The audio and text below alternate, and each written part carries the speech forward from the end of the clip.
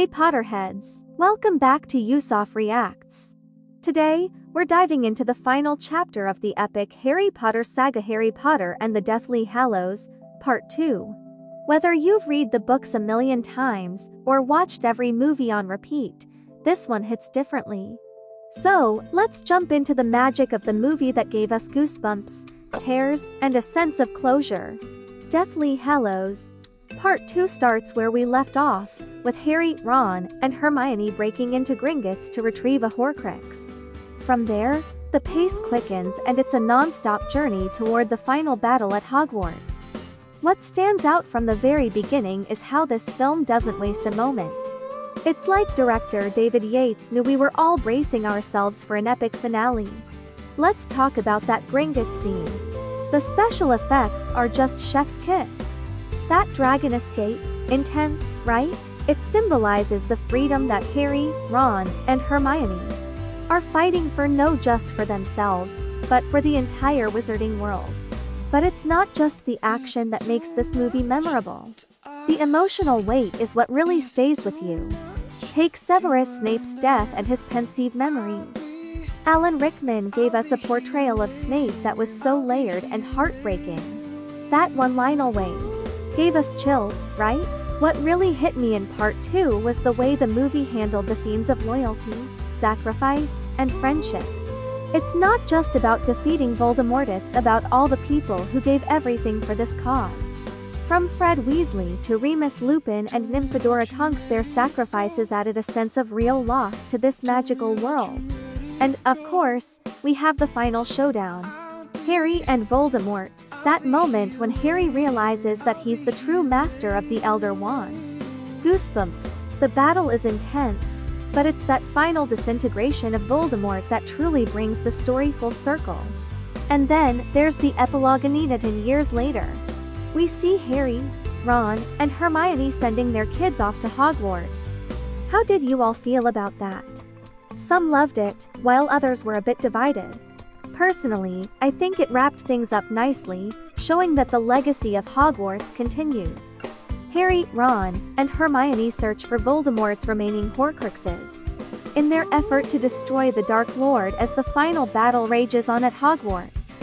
Harry Daniel Radcliffe, Ron Rupert Grint, and Hermione Emma Watson continue their quest of finding and destroying Voldemort's Ralph Fiennes. 3 remaining Horcruxes, the magical items responsible for his immortality. But as the mystical Deathly Hallows are uncovered, and Voldemort finds out about their mission, the biggest battle begins, and life as they know it will never be the same again. Lord Voldemort steals the powerful Elder Wand from Albus Dumbledore's tomb. After burying Dobby, Harry Potter asks the Goblin Griphook to help him, Ron and Hermione to break into Bellatrix Lestrange's vault at Gringotts Bank, suspecting a Horcrux may be there. Griphook agrees in exchange for the Sword of Gryffindor.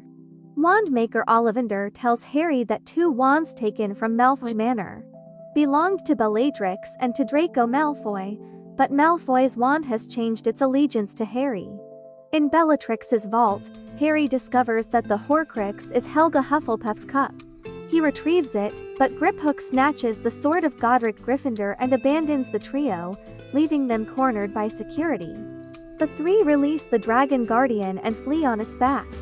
Harry sees a vision of Voldemort killing goblins. The Sword of Gryffindor vanishes from Griphook's hands before Voldemort can seize it, including Griphook, and learns Voldemort is aware of the theft. Harry also realizes there is a Horcrux at Hogwarts connected to Rowena Ravenclaw.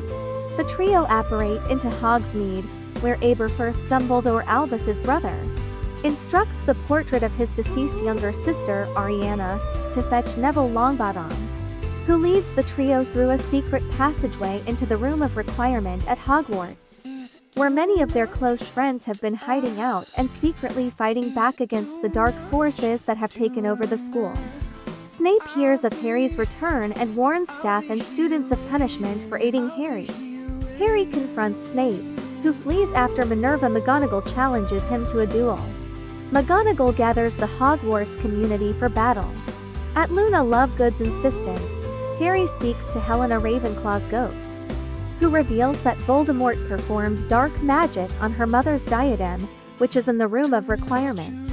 In the Chamber of Secrets, Ron encourages Hermione to destroy the Horcrux cup with a basilisk fan. Afterward, the two share a passionate kiss. In the Room of Requirement, Draco, Gregory Goyle and Blaise Zabini attack Harry, but Ron and Hermione intervene. Goyle casts a fiendfire curse and, unable to control it, is burned to death while Harry and his friends save Malfoy and Zabini.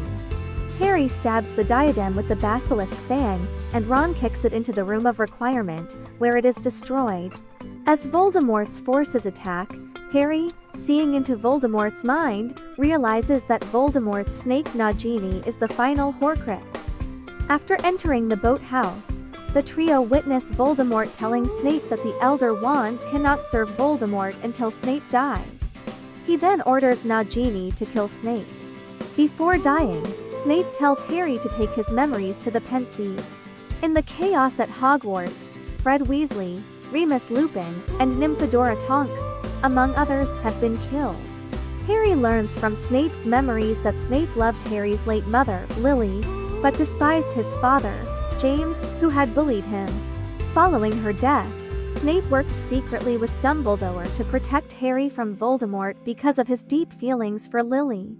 Harry also learns that Dumbledore's death at Snape's hands was planned between them, and that the Patronus doe he saw in the woods that led him to the sword had been conjured by Snape. Harry discovers that he himself became a Horcrux when Voldemort originally failed to kill him, and that Harry must die to destroy the piece of Voldemort's soul within him. Harry goes to die at the hands of Voldemort in the Forbidden Forest. He briefly speaks to his dead loved ones before facing Voldemort. Voldemort casts the killing curse upon Harry, who finds himself in limbo, where Dumbledore's spirit meets him and explains that the part of Voldemort within Harry was killed by Voldemort's own curse. Due to Voldemort killing the Horcrux inside Harry, he is able to return to his body, determined to defeat Voldemort once and for all. Voldemort announces Harry's apparent death to everyone at Hogwarts and forewarns that anyone who defies him will be killed. Neville ignores Voldemort's warnings and states that Harry will live on in their hearts. Harry reveals he is still alive and duels with Voldemort throughout the castle. A general battle begins as Molly Weasley watches Ginny Weasley nearly get killed by Bellatrix during a duel, loses her temper and then engages, petrifies and kills Bellatrix. A defiant Neville draws the sword of Gryffindor from the sorting hat and decapitates Nagini, leaving Voldemort mortal. The final stand of Harry and Voldemort's fight is Harry's disarming charm, rebounding Voldemort's own killing curse and obliterating him.